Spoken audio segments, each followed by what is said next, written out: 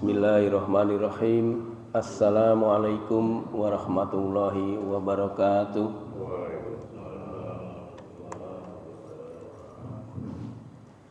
Alhamdulillah.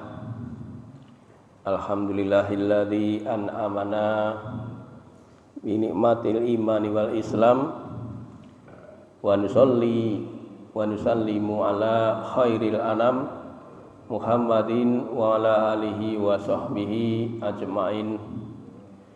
Asyhadu an la ilaha illallah wahdahu la syarikalah wa asyhadu anna Muhammadan abduhu wa rasuluhu la nabiyya ba'dah. Allahumma sholli wa sallim wa barik ala Muhammad wa ala alihi wa sahbihi ajma'in, amma ba'du.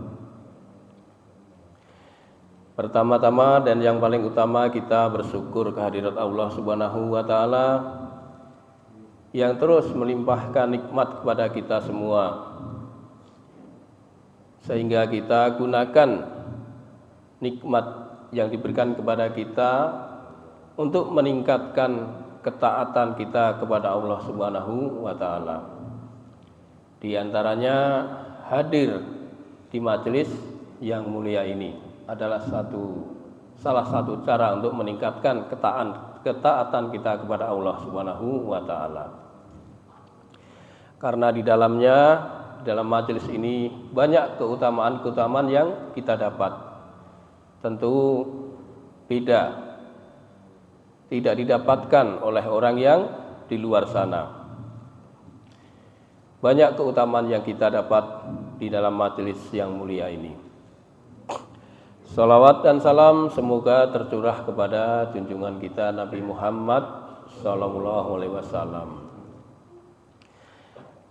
Bapak-bapak jamaah subuh Masjid Anas rahimakumullah, tentu kita sebagai seorang muslim sekaligus orang mukmin seharusnya, ini judulnya dulu dari belum ya. Baik, semakin hari seharusnya semakin baik. Jadi sesuai judulnya, semakin hari semakin membaik. Ya. Semakin membaik apanya? Keislamannya. Ya. Tentu semakin baik ibadahnya, entah itu sholatnya yang tadinya hanya ikut-ikutan, setelah mendapatkan ilmu kemudian mengamalkan takbiratul ikramnya, mulai mengikuti sunnah Nabi, sujudnya, rukuknya. Nah, ini meningkatkan ketaatan, artinya lebih baik dari sebelumnya. Juga tentang muamalahnya dalam pergaulan dengan sesama manusia semakin membaik. Ya.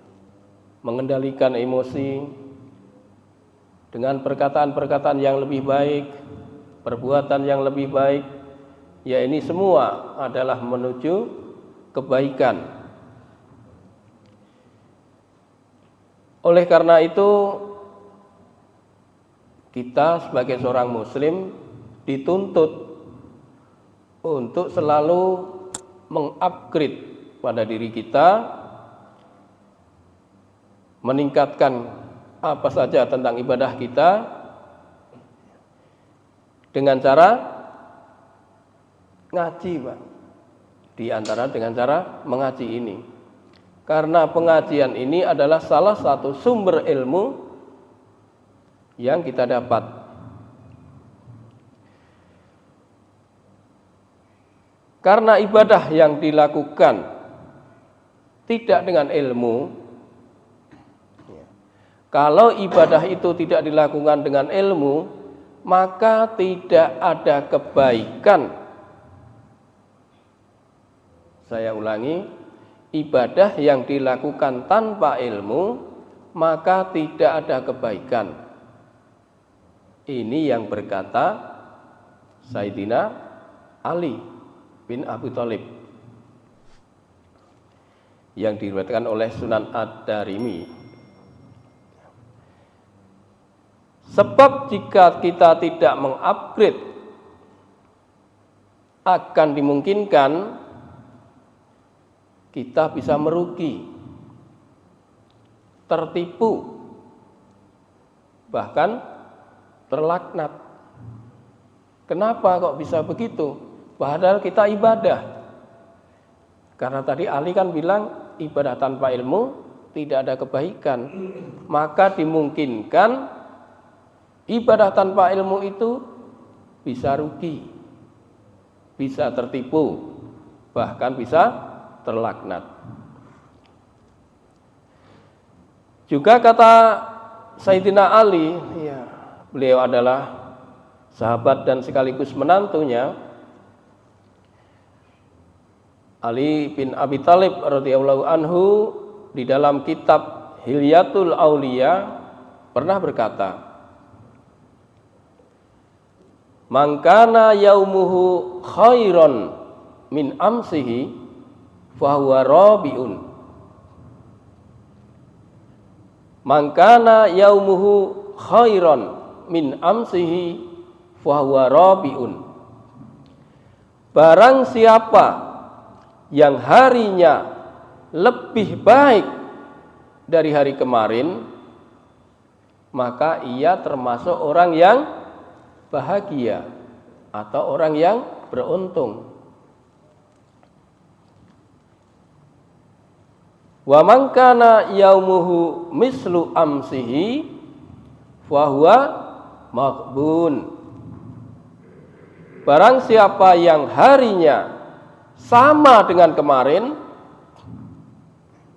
maka ia termasuk orang yang rugi, maghbun. Dalam terjemahan lain tertipu. Amalan sama aja rugi. Wa man kana yaumuhu syarru min amsihi fa huwa mal'un. Barang siapa yang harinya lebih buruk dari kemarin, maka ia termasuk orang yang terlaknat. Mal'un itu dilaknat. Bayangkan Pak,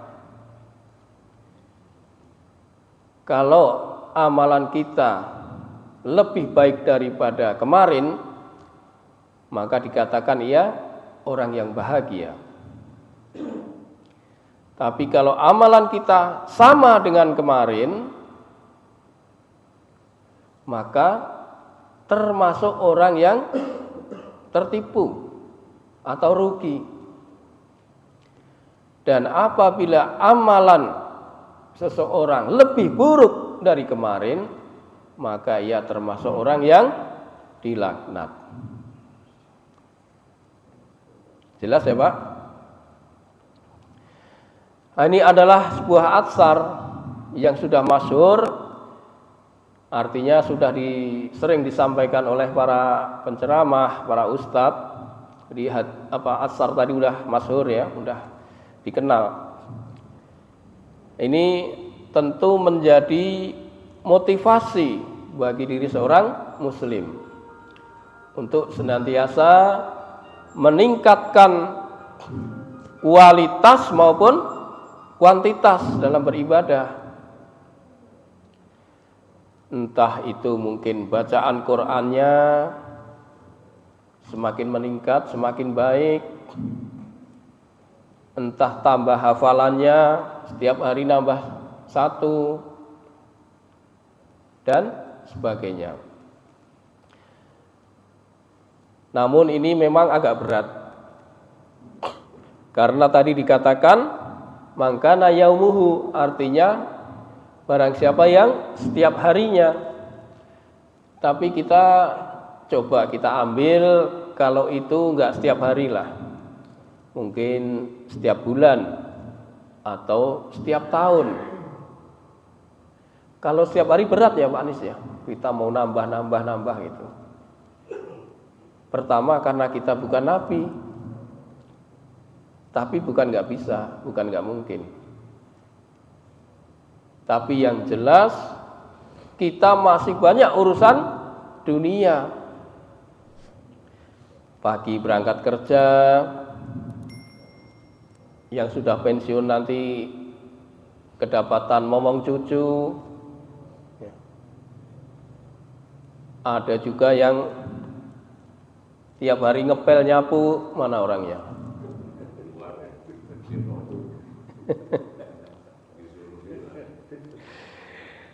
Ya, nggak mau disuruh-suruh ya. Ya kita ambil misalnya dalam sebulan itu ya, mungkin kita bisa meningkat ya dalam ibadah kita.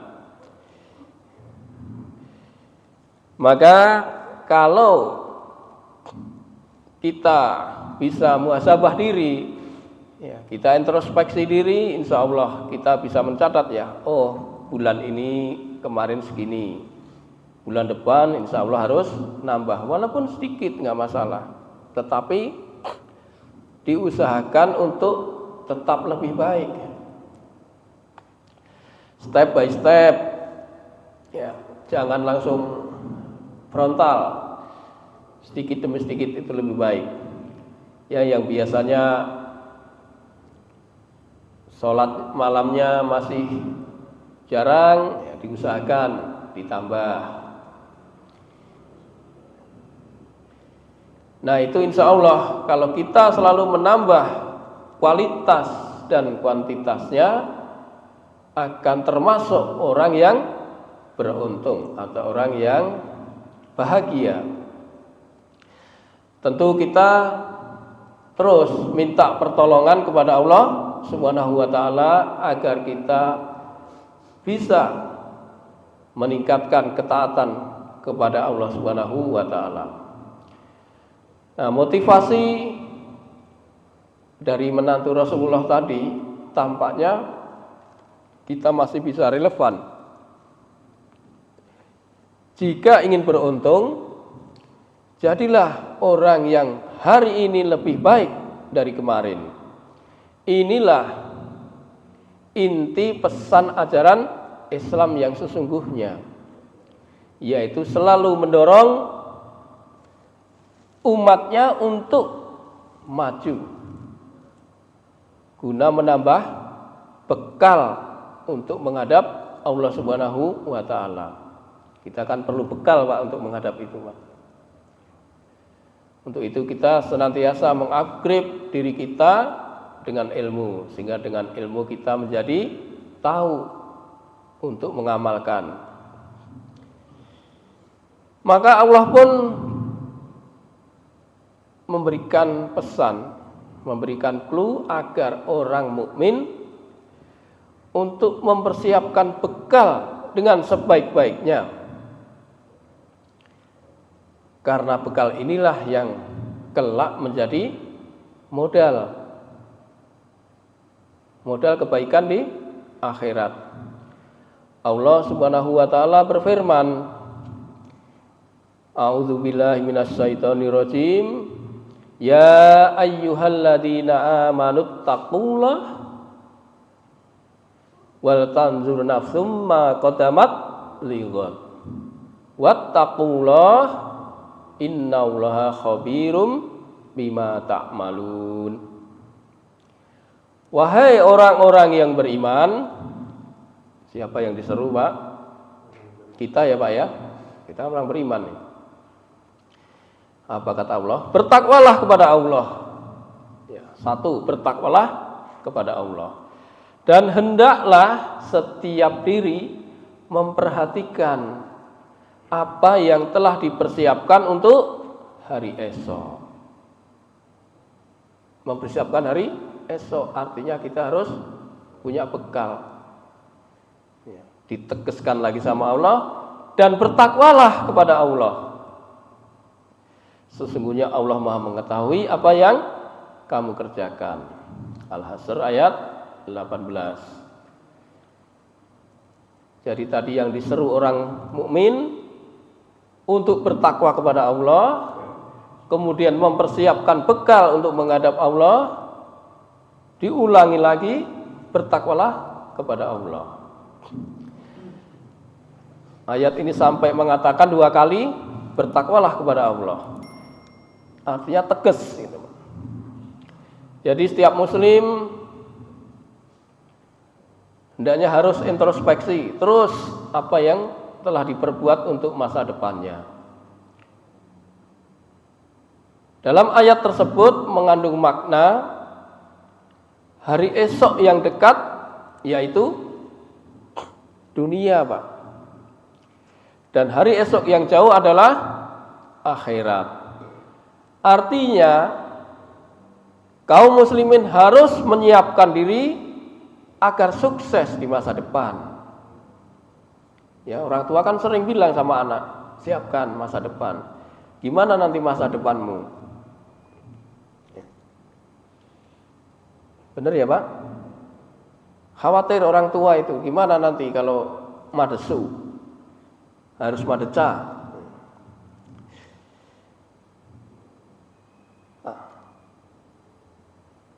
Sebagaimana Sayyidina Ali radhiyallahu anhu juga pernah berkata,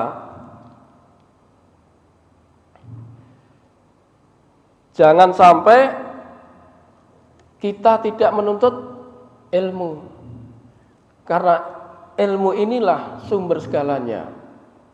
Dan orang yang berilmu itu derajatnya pasti akan lebih tinggi.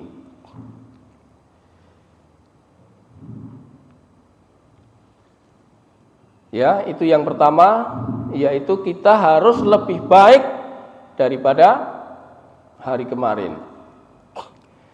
Kemudian yang kedua,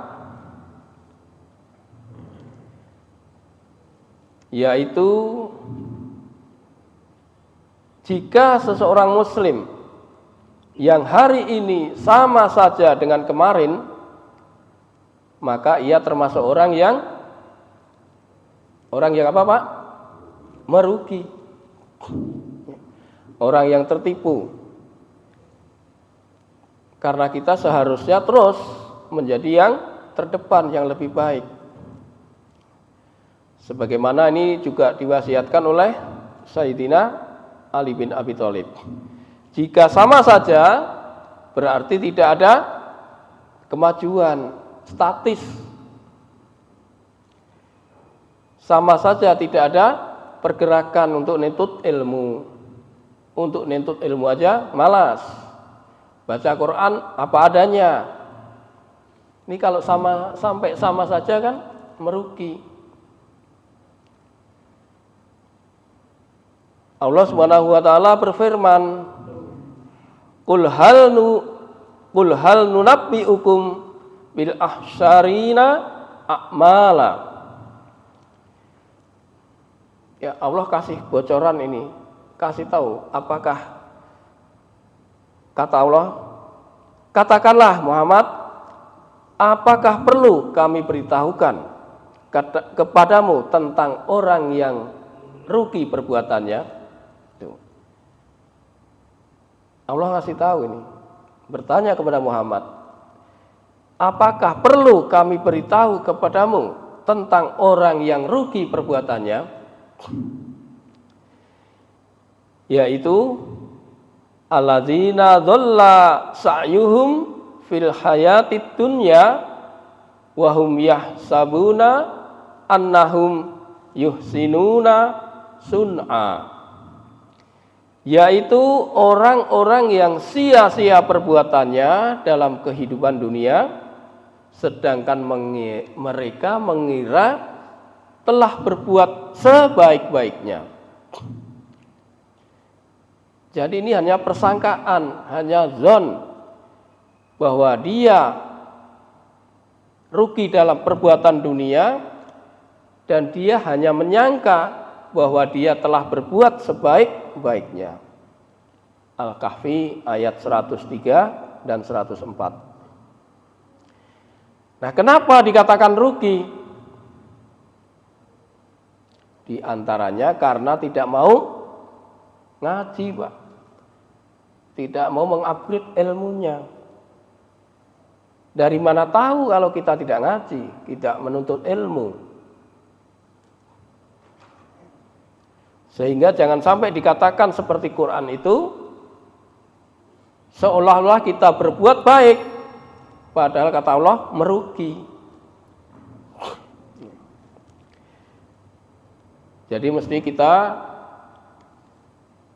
hati-hati dalam berbuat, beramal, apakah sudah sesuai tuntunan atau belum.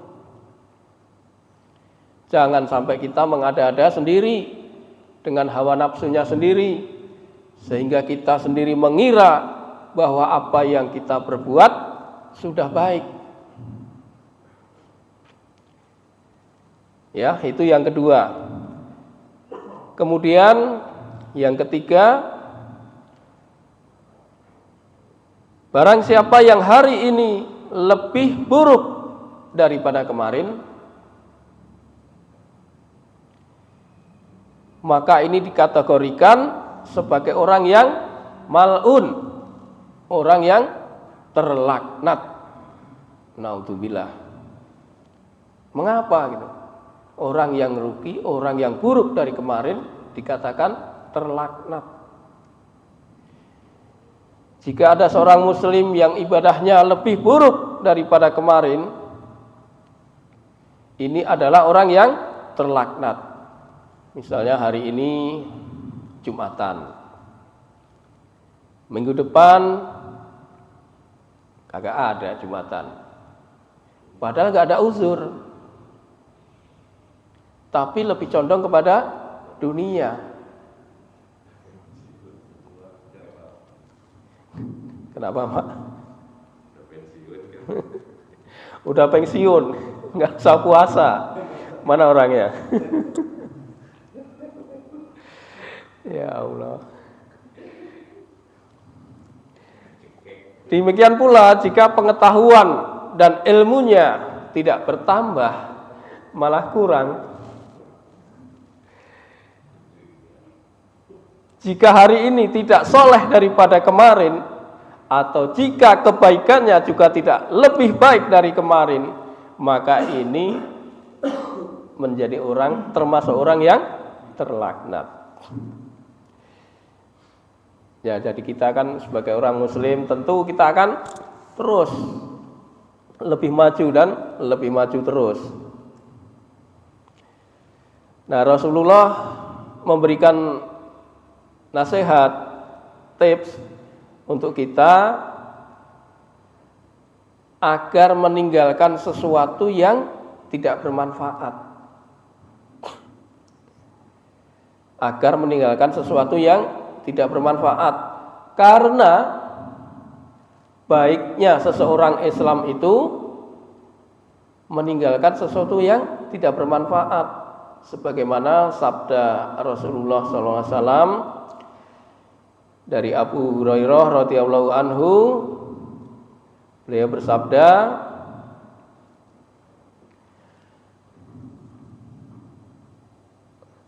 min husni islamil mar'i tarkuhu ma la ya'nih.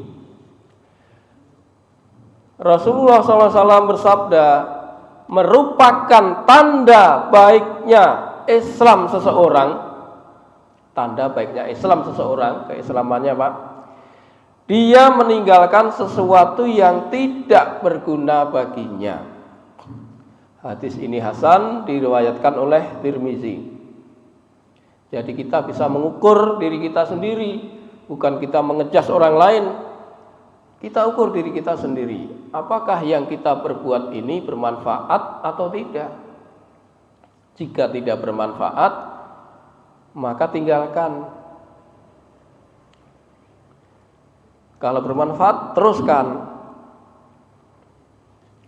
Ini pesan dari Nabi agar kita bisa meningkatkan ketaatan kita kepada Allah, semakin hari semakin membaik. Padahal boleh hidup sesukanya ya Pak. Seseorang boleh hidup sesukanya, boleh berbuat sesukanya, tapi pasti akan mempunyai konsekuensi untuk mempertanggungjawabkan. Sebagaimana Nabi Muhammad SAW mendapat nasihat dari malaikat Jibril alaihissalam. Nasihat yang dapat digunakan oleh umatnya, di mana nasihat ini dapat dijadikan pedoman karena pesan yang tersirat di dalamnya menjadi nasihat sepanjang masa yang pasti dialami oleh umat Rasulullah SAW, termasuk kita.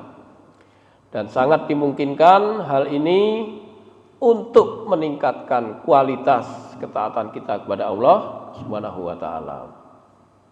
Apa nasihat malaikat Jibril kepada Rasulullah? Ada 3. Yang pertama, Jibril berkata, "Isma sikta fa innaka mayit." Hiduplah sesukamu Muhammad, karena sesungguhnya kamu akan menjadi mayit, akan mati. Jadi sebaik-baik nasihat adalah kematian. Dari nasihat di atas dapat kita ketahui kematian merupakan hal yang pasti. Orang boleh tidak percaya dengan Tuhan. Orang boleh tidak percaya dengan Nabi. Silahkan nggak percaya, nggak apa-apa. Orang boleh tidak percaya dengan kitab, nggak apa-apa. Tapi dengan kematian ini nggak ada orang yang tidak percaya, Pak. Dan semua pasti akan mengalami kematian. Kullun nafsin dha'iqatul maut. Setiap yang bernyawa pasti akan merasakan kematian. Maka jalan hidup merupakan suatu pilihan. Menjadi buruk atau menjadi baik, suatu pilihan. Bahkan menjadi menjadi seorang pendusta atau orang yang bertakwa itu juga pilihan. Apapun dan bagaimanapun jalan hidup yang dipilih, ingat suatu hari pasti akan mati. Dan tentunya mati bukanlah akhir segalanya, tetapi justru kematian ini awal mulai kehidupan yang sebenarnya. Itu nasihat yang pertama. Kemudian nasihat yang kedua, wa ahbib ma syi'ta fa innaka mufarriquh. Cintailah apa atau siapa yang kamu cintai. Sesungguhnya engkau akan berpisah dengannya. Ya.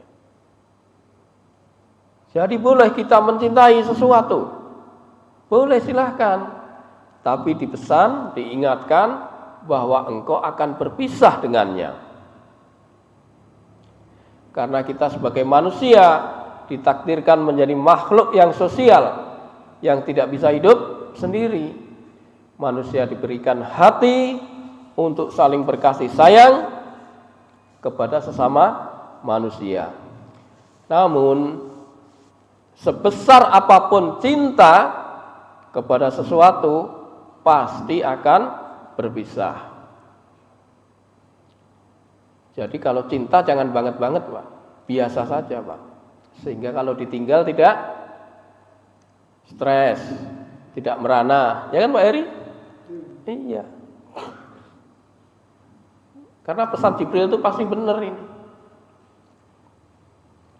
Cintailah sesuatu yang kau cintai, tapi kamu pasti akan berpisah. Itu nasihat yang kedua. Kemudian nasihat yang ketiga, wa'mal maksita fa innaka majziyum bih. Dan berbuatlah sesukamu. Kalau tadi di atas tadi berbuatlah, berhiduplah sesukamu, sekarang berbuatlah sesukamu, karena sesungguhnya engkau akan diberi balasan sesuai dengan perbuatannya, akan dimintai pertanggungjawaban. Sekecil apapun kebaikan Allah, Allah akan membalasnya. Sekerdil apapun keburukannya, Allah pun akan melihatnya.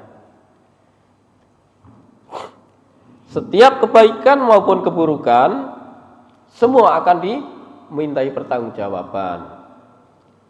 Ya. Jadi semua akan dilihat oleh Allah Subhanahu wa taala. Dalam Quran yang sering kita baca, wa may ya'mal misqala dzarratin khairon yarah. Maka barang siapa mengerjakan kebaikan walau seberat biji zarah, niscaya Allah akan melihat, Allah akan memberikan balasannya. Begitu juga wa may ya'mal misqala dzarratin syarran yarah, dan barang siapa yang mengerjakan kejahatan sebesar zarah la dzarratin syarran yarah, niscaya Allah juga akan membalas perbuatannya. Oleh karena itu perlu diingat bahwasanya tidak ada perbuatan yang sia-sia di dunia ini, Pak. Setiap sedikit perbuatan, entah itu kebaikan, entah itu keburukan, semua akan dicatat, ya, akan dibalas di akhir nanti. Jadi kita sebagai umat muslim tentu terus kita meningkatkan kualitas maupun kuantitas ibadah kita untuk menghadap Allah Subhanahu wa taala dalam keadaan yang baik. Sehingga kita terus mengupgrade ilmu. Dengan ilmu itu kita bisa menjadi tahu. Ya, saya kira itu saja yang bisa saya sampaikan pada pagi hari ini. Mudah-mudahan ada manfaatnya bagi kita semua. Mungkin masih ada pertanyaan atau diskusi. Masih ada waktu 10 menitnya.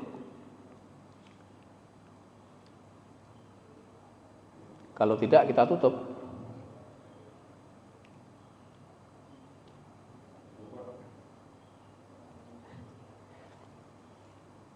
Pak Haji. Alhamdulillah. Baik, kita tutup kalau nggak ada pertanyaan. Kita ya. Pak Jul. Oh iya, silahkan Pak Jul. Oh nggak kelihatan Pak Jul. Assalamualaikum warahmatullahi wabarakatuh. Waalaikumsalam warahmatullahi wabarakatuh. Pak Ustaz, dalam kehidupan kita sekarang itu kan kadang kan disebutkan iman itu naik turun gitu ya. Iya. Kadang pagi terus iman, sore dah Lemot. Gitu. Ya. Kalau kita berusaha ingin kemarin lebih baik pada hari ini, kadang-kadang ini juga iman kita ini naik turun tadi ada rasa apa ya, agak-agak berat, malas lah itu melakukan sesuatu yang bisa lebih baik dari kemarin gitu. Ini gimana kira-kira solusi reaksinya nih, iman yang naik turun ini? Ya baik Pak Jul. Waalaikumsalam warahmatullahi wabarakatuh. Tadi sudah saya sampaikan, kita jangan mengambil mangkana yaumuhu. Barang siapa yang setiap harinya berat Pak, kalau setiap hari kita disuruh dituntut untuk lebih baik. Tapi bukannya nggak bisa, tapi berat. Kenapa? Karena kita masih banyak godaan dunia ini. Tadi saya katakan mau ngaji, disuruh ngomong cucu. Jadi masih ada godaan-godaan, masih ada pekerjaan yang harus diselesaikan. Maka saya ambil contoh kita untuk mengupgrade itu, misalnya dalam sebulan aja, ukurannya sebulan. Kita ukur sendiri apakah bulan Desember kemarin lebih baik atau Januari ini lebih baik dari bulan Desember kemarin gitu. Kita sendirilah yang bisa mengukur. Karena ini sifatnya ini motivasi, Pak. Tadi dikatakan kalau lebih baik berarti beruntung. Kalau lebih baik beruntung. Lah kita mau nggak jadi orang yang rugi? Sama saja nggak mau, apalagi rugi. Maka ini motivasi dari Ali ini luar biasa. Kita harus lebih baik, walaupun sedikit demi sedikit nggak apa-apa. Tapi kita terus mengupgrade, entah itu sholatnya, puasanya, bacaan Qur'annya, yang tadinya tajwidnya belentang-belentong, kita belajar. Ya, dengan sabar kita belajar itu, sehingga kita bisa nambah ilmunya. Tajwid itu juga ilmu. Begitu Pak Zul ya. Jadi kalau ukurannya memang tiap hari berat, Pak. Makanya kita tadi saya kasih contoh ya, sebulan, setahun pun nggak apa-apa. Tahun 2002 harus tahun 2003 harus lebih baik daripada tahun 2002. Masalahnya kalau terlalu lama kita nggak tahu umur, ya, nggak tahu umur. Makanya kita usaha terus aja lah. Pokoknya tadi saya katakan minta pertolongan kepada Allah, itu solusinya itu, agar kita lebih baik daripada hari kemarin. Begitu Pak Zul. Terima kasih. Ada yang lain? Iya siap. Waalaikumsalam warahmatullahi wabarakatuh. Pertanyaan Pak Haji Jul, apa hubungannya dengan bahwa kita bahwa Allah suka membolak-balikan hati kita? Maksudnya, jadi sekarang kita misalnya banyak lagi bagus, terus besok turun lagi, terus suatu saat naik lagi. Apakah itu ada hubungannya dengan membolak-balikan hati manusia? Iya. Sebenarnya Allah membolak-balikan hati manusia itu tergantung manusianya, Pak. Kita kan dikasih pilihan. Fa'amaha wa taqwa fa'alhamaha fujuraha wa taqwaha. Itu kan kita dikasih pilihan, mau takwa atau mau fujur, mau buruk gitu. Nah, kalau kita itu dalam suatu kebaikan, Allah terus kita meneguhkan istiqomah artinya, insya Allah Pak, Allah teguhkan diri kita. Tapi sebaliknya, kalau orang yang terus berbuat maksiat dan tidak mau bertobat, ya Allah akan tenggelamkan terus, Pak. Maka kita terus senantiasa minta pertolongan, kita terus berusaha untuk mendekatkan diri kepada Allah Subhanahu wa taala, sehingga Allah tidak membalikkan kita dalam keadaan yang merugi, yang terlaknat. Jadi salah satunya yaitu kita dengan ngaji ini banyak keutamaannya yang kita dapat, dan pasti mulia di sisi Allah. Didoakan ampunan, bahkan semut-semut di dalam lubang mendoakan orang-orang yang mengingat Allah di dalam majelis. Kan luar biasa keutamanya. Begitu ya Pak Chandra ya. Ada lagi? Waalaikumsalam warahmatullahi wabarakatuh. Baik. Tentang iman itu kadang naik, kadang turun. Al-imanu yajibu wa yanqus. Iman itu kadang bertambah dan kadang kurang. Bagaimana kita bisa mendeteksi bahwa keimanan kita itu sedang naik atau sedang turun, atau sedang tambah atau sedang kurang? Lalu dilanjutkan bahwa bisa mendeteksi ukur keimanan diri kita sendiri. Al-imanu yajibu bito'ah wa yanqusu bil maksiyah. Ketika kita melakukan suatu kemaksiatan, itu tanda keimanan kita lebih kurang. Itu cara mendeteksi keimanan yang ada di diri kita. Ketika keimanan lagi kita melaksanakan ketaatan, berarti keimanan kita sedang naik.